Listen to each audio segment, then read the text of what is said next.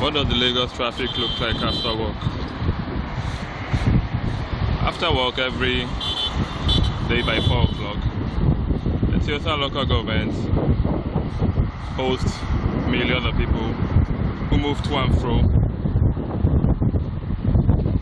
to put food on their table. This is a typical picture of what Lagos traffic looks like.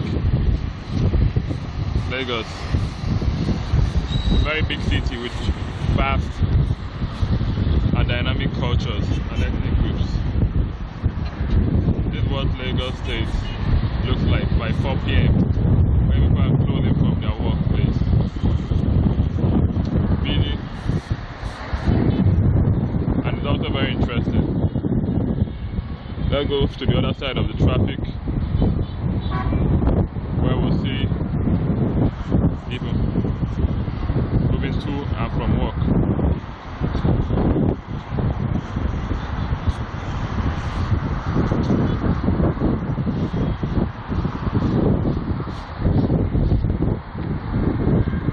And it's now trying to earn a living by cleaning up the traffic. Now, one thing about Lagos, whatever you do, you make your money.